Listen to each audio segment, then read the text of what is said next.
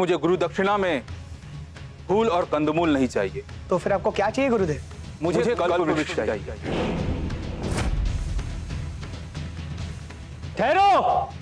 राजा होने के नाते इसे तुम्हें ले जाने की अनुमति मैं नहीं दूंगा।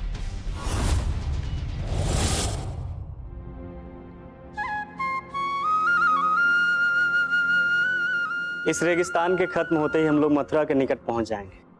उसके बाद श्री कृष्ण के छत्र छाया में हम लोग अपना नया जीवन शुरू करेंगे। हमारा लल्ला वहां माखन खाएगा, गैया चराएगा।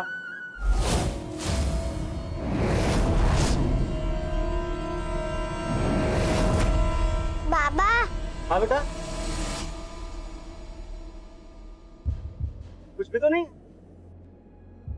चल।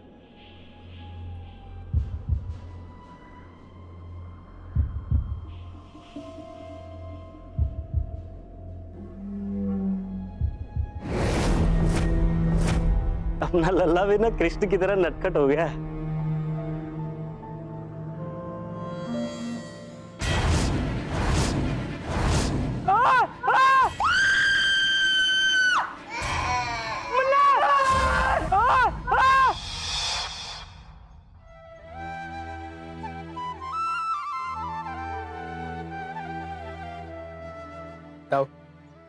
आज गुरु पूर्णिमा के दिन पर गुरुकुल और गुरु संदीपनी की बहुत याद आ रही था। हाँ काना, इसीलिए तो उनको स्मरण करके उनके चरण पदुकाओं की पूजा करते हैं। आज उनकी दी हुई शिक्षा के लिए हम आभार प्रकट करते हैं। तब और फिर यशोदा मैया और नंद बाबा की भी बहुत याद आ रही थी। हाँ काना, हमारे पहले गुरु हमारे माता पिता ही होते हैं।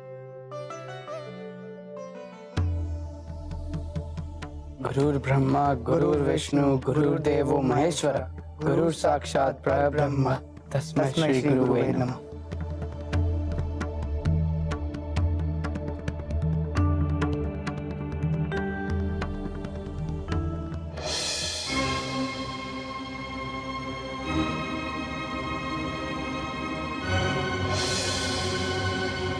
अरे ये क्या काना, ये पदुका हिल क्यों रही है? इसे स्थिर करो।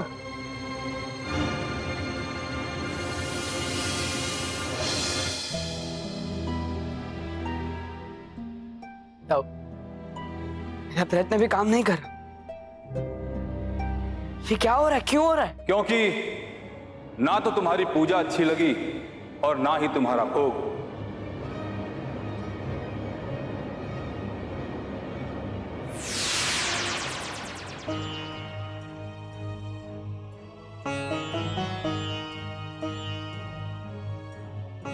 गुरुदेव, हमसे कोई भूल हुई है क्या? भूल हुई नहीं, होने जा रही थी। गुरु दक्षिणा के बिना गुरु पूर्णिमा मनाने का क्या अर्थ? गुरु दक्षिणा तो गुरु पूजा के बाद दी जाती है ना गुरुदेव? हाँ जानता हूं, पर मुझे गुरु दक्षिणा में फूल और कंदमूल नहीं चाहिए। तो फिर आपको क्या चाहिए गुरुदेव? मुझे कल्प वृक्ष चाहिए। कल्प वृक्ष? वो जो स्वर्ग लोक में है, जो हर एक मनोकामना पूर्ण करता है। गुरुदेव, देवराज इंद्र को स्वर्ग के सिंहासन के बाद यदि कुछ प्रिय है तो वो कल्प वृक्ष है। तो तुम गुरु दक्षिणा देने से मना कर रहे हो? नहीं नहीं गुरुदेव, गुरु दक्षिणा तो गुरु का अधिकार होता है और हर शिष्य का कर्तव्य। हम आपको गुरु दक्षिणा में कल्प वृक्ष अवश्य ला कर देंगे। चलिए जाओ।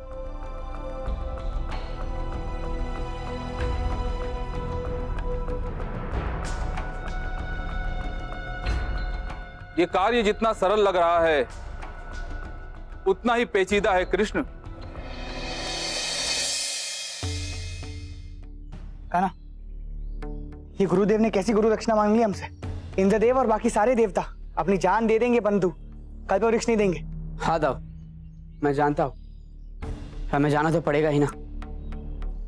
सब जानते हुए फिर भी जाना तो पड़ेगा ही। काना, क्या चल रहा है तुम्हारे मस्तिष्क में? कुछ नहीं दाव। नहीं, कोई ना कोई युक्ति तो है जो तुम जरूर सोच रहे हो काना।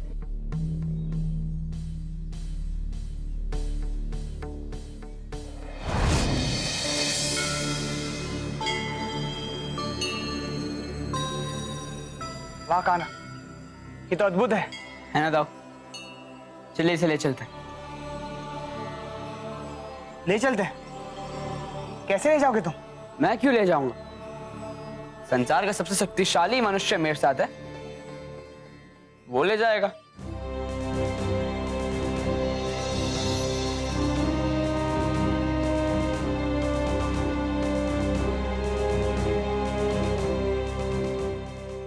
दूर हटो मुझसे। अगर मुझे उखाड़ने का प्रयत्न भी किया तो परिणाम अच्छा नहीं होगा। सुना काना, ये वृक्ष भी हमें चेतावनी दे रहा है, ये नहीं आना चाहता हमारे साथ। क्यों आएगा दाऊ? आप उसे उखाड़ जो रहे हैं, हर जगह बल का प्रयोग नहीं करना होता है दाऊ। हे कल्पवृक्ष, मैं जानता हूं कि समुद्र मंथन के पश्चात सारे देवताओं ने आपको यहीं पे रोपण किया था, परंतु हमें आपको मथुरा लेकर जाना होगा। असंभव, मैं यहां से हिलने नहीं वाला। परंतु आप तो इच्छा पूर्ति कल्पवृक्ष हो ना? यदि आप हमारी इच्छा पूरी नहीं करेंगे तो आपके नाम पे तो कलंक लग जाएगा। बात तो सच है, इच्छा पूरी भी करनी है, पर यह स्थान भी नहीं छोड़ना। ओहो, कैसे धर्म संकट में डाल दिया तुमने मुझे कृष्ण। मेरे पास आपके इस धर्म संकट का उपाय है। अच्छा, बोलो क्या उपाय है? आप केवल आपका एक छोटा सा अंश दे दीजिए, डाली, एक टहनी, जो हम हमारे गुरु को दक्षिणा स्वरूप दे सके। इससे आपकी मर्यादा भी नहीं टूटेगी और आपकी प्रतिष्ठा भी बनी रहेगी। ठीक है, बहुत सटीक सुझाव है ये लो मेरी एक डाल।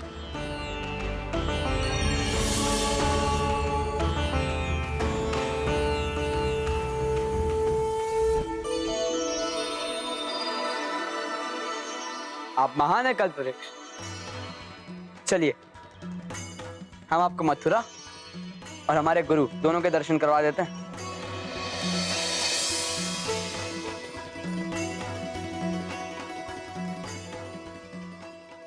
ठहरो।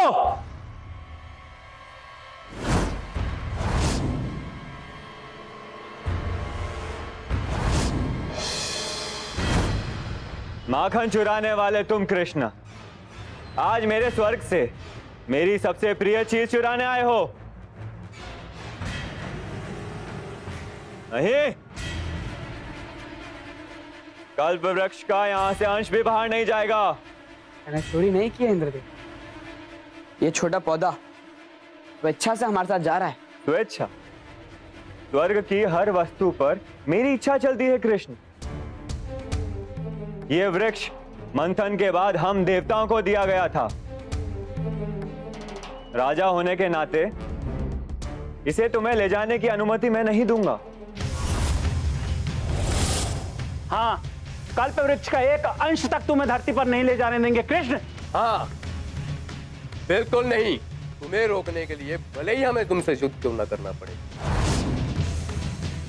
काना, अब तो हम धर्म संकट में फंस गए हैं। क्या अब हमें देवताओं से युद्ध करना पड़ेगा? नहीं दाऊ, युद्ध नहीं, हमें केवल इन्हें रोकना होगा। आक्रमण!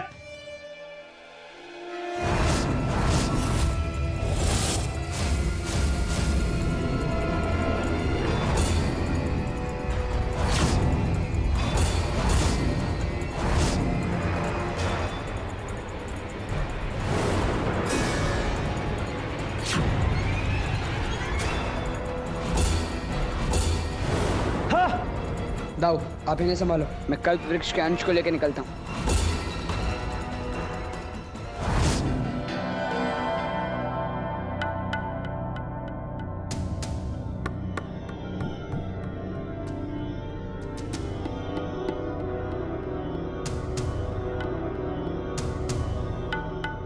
ये कैसी मरुभूमि है? पहले तो ऐसे कभी नहीं देखा।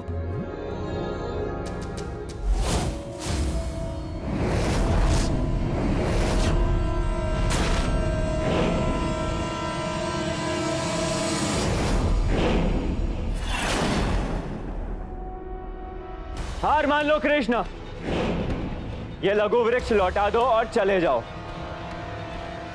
अन्यथा पूरी पृथ्वी को देवताओं और कृष्ण के युद्ध का परिणाम भुगतना पड़ेगा।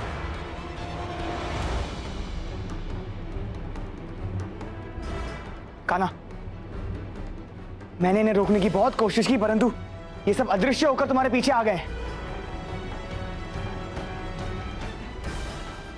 हे लघु वृक्ष, मुझे तुम्हें यहाँ पर रोकने की अनुमति चाहिए। क्या मैं तुम्हें कुछ देर के लिए यहाँ रोक सकता हूँ? पर ये तो मुश्किल है। मैं इस निर्जीव भूमि पर जीवित कैसे रहूंगा? तुम्हें जीवित रखना मेरा उत्तरदायित्व है।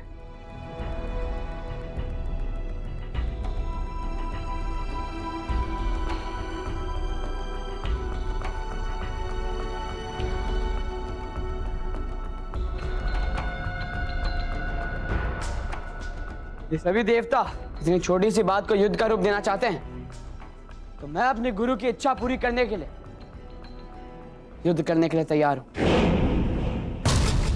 ठीक है, परिणाम भुगतने के लिए तैयार हो जाओ।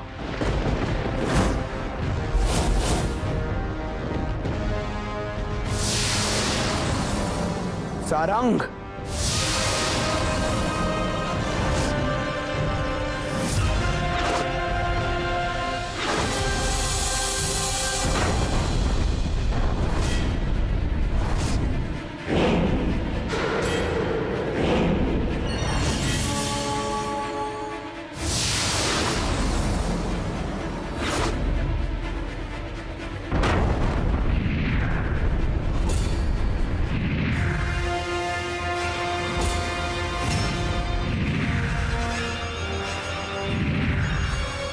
संभल कर जाओ।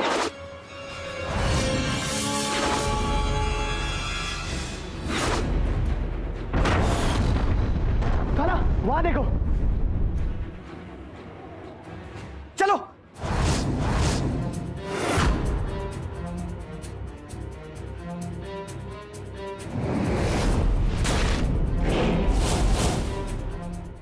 कहां गए कृष्ण? मेरे सम्मुख आओ। ये वृक्ष तुम ले जा नहीं सकते। कान्हा, इनसे कैसे निपटेंगे? इन सबसे एक साथ निपटना असंभव है। आप बाकी लोग को रोकिए, मैं इंद्रदेव को संभालता हूँ। एक बार इंद्रदेव शांत हो गए, बाकी सब भी आसानी से मान जाएंगे। ठीक है कान्हा, संभल कर।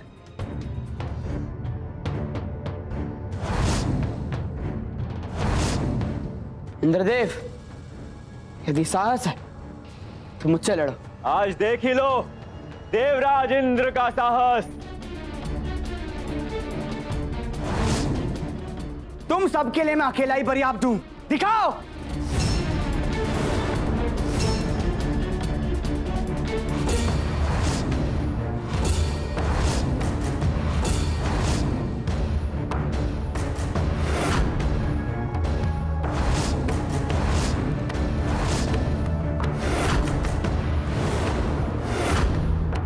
वरुण देव की आंधी से नहीं बच पाओगे बलराम। अच्छा, देखते हैं।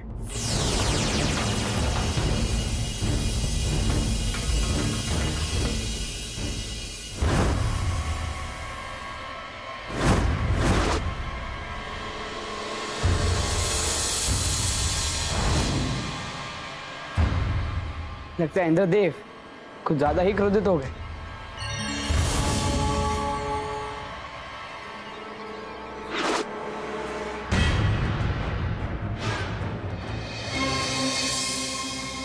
ये क्या हुआ?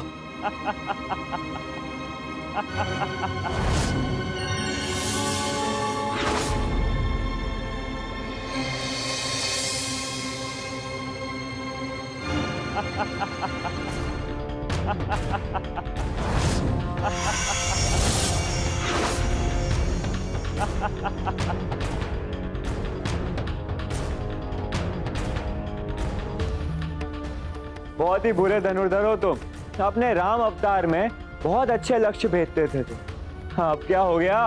वही तो मेरे समझ नहीं आ रहा। एक बार फिर प्रयत्न करता हूँ।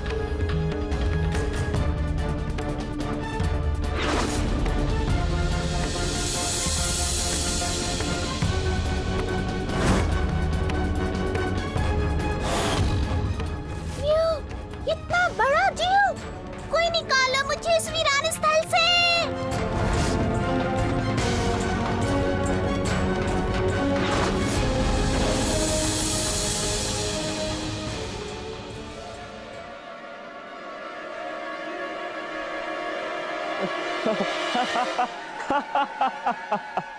कोई बचाओ मुझे। ये रेत, ये मरुस्थल विषैला है। मेरी जड़ों में विष प्रवाहित हो रहा है। बचाओ। बस अब बहुत हो गया। मेरे बाण अपना मार्ग बदल सकते हैं, परंतु मेरा सुदर्शन चक्र नहीं।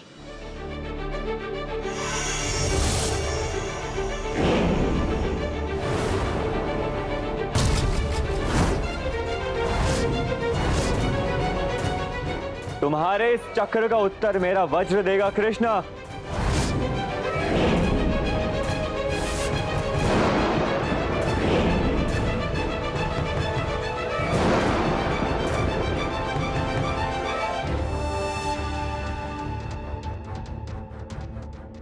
नहीं,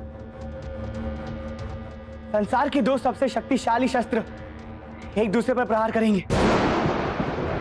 इससे संपूर्ण सृष्टि का विनाश हो जाएगा। ठहरो।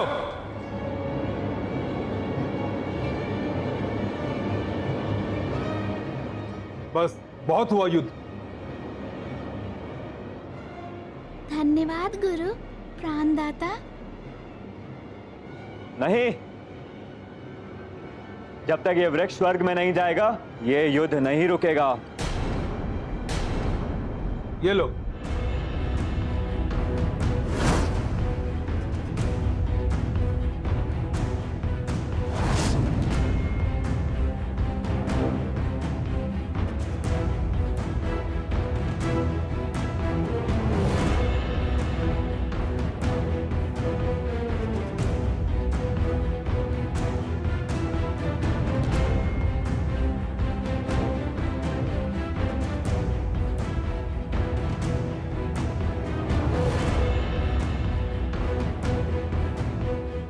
गुरुदेव, जब आपको ऐसे ही वृक्ष वापस करना था तो आपने हमें इसे लाने भेजा ही क्यों? जिस उद्देश्य के लिए भेजा था वो पूरा हो गया, इसीलिए लौटा दिया। उद्देश्य? कैसा उद्देश्य? बताता हूं। कृष्ण, आप ये सोच रहे होंगे कि आपके बाण अपना रास्ता क्यों बदल रहे थे। जी गुरुदेव। ये महादेव की लीला है। महादेव? हाँ, परंतु महादेव क्यों चाहते थे कि मैं अपने लक्ष्य चूकूं? ताकि तुम्हारे बाण सही लक्ष्य को भेद सके। ये देखो,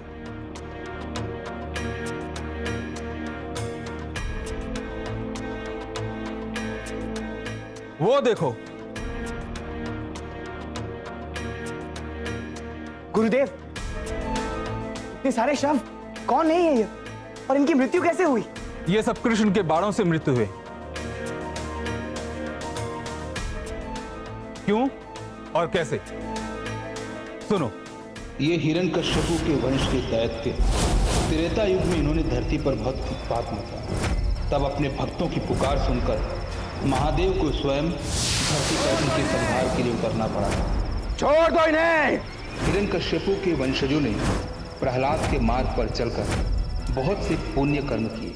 तब विष्णु ने उन्हें वरदान दिया कि स्वयं विष्णु के अलावा कोई भी इनका वध नहीं कर सकता। यहाँ तक कि स्वयं विष्णु भी इन पर सीधे प्रहार नहीं करेंगे। अपने इस वरदान के घमंड में ये उत्पत्ति हो गई और नरभक्षी बनकर इन्होंने पूरी सृष्टि को त्रास कर दिया। पर वो महादेव के त्रिशूल से भी मृत्यु नहीं हो रहे थे, मानव के पास कोई अमृत का वरदान है। महादेव जानते थे कि विष्णु अवतार होने में अभी समय है।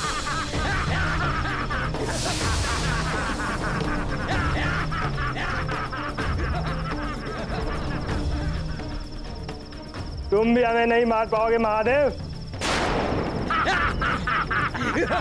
परंतु बांध तो सकता हूं। तो उन्होंने इस धरती को मरुभूमि बना दिया और सारे दैत्यों को यहाँ कैद कर दिया। पर जब भी कोई जीव भूला भटका यहाँ आता तो ये उसका भक्षण कर लेते। तो आज तुम्हारे बाणों से वो सारे दैत्य मारे गए जो अपने अच्छे कर्मों के मार्ग से भटक गए थे और उन्हें गति प्राप्त हुई।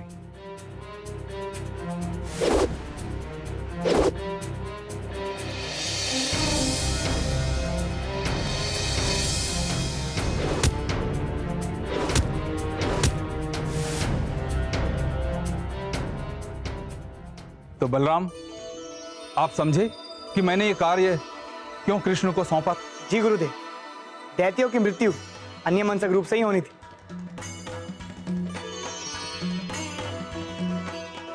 इंद्रदेव, सभी देवतागण, मैं आप सभी से क्षमा चाहता हूं। नहीं नहीं गुरुदेव, क्षमा तो हमें मांगनी चाहिए।